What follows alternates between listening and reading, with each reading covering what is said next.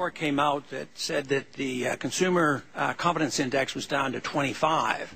Sometimes I think that might be overly optimistic, but nevertheless, I think that vote of confidence really is a reflection on our financial system, our monetary policy, our spending policies here in Congress, and then they see it in the economy. But it is fundamental for us to understand this, because if we think we can patch a system up that failed, it's not going to work.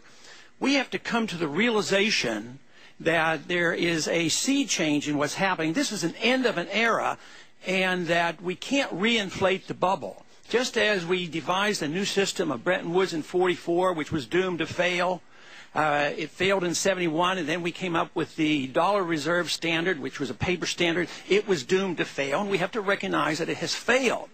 And if we think we can reinflate this bubble by artificially creating credit out of thin air and calling it capital, believe me, we don't have a prayer of solving these problems. We have a total misunderstanding of what credit is versus capital.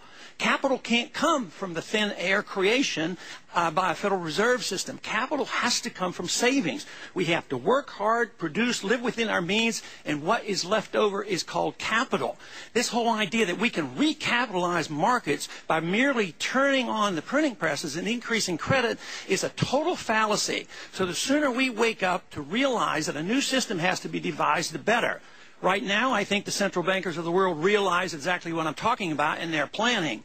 But they're planning another system that goes one step further to internationalize regulations, internationalize the printing press, give up on the dollar standard, but we have to be very much aware that that system will be no more viable. We have to have a system which encourages people to work and to save. What do we do now? We're telling consumers to spend and continue the old process. It won't work. The gentleman from Delaware, Mr. Castle, is recognized for 2 minutes. Thank you, Mr. Chairman, and Ranking Member Backus, and I want to thank you for holding today's hearing, and to thank... All right, this is not going as planned. No, it is not. We were told it would be a very limited number of opening statements. And it seems to be getting out of control. Here's what we forgot.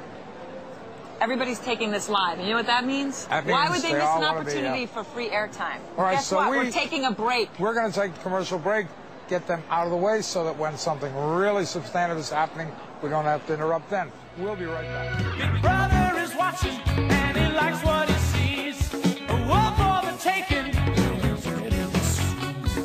King and the queen are gone. Each piece is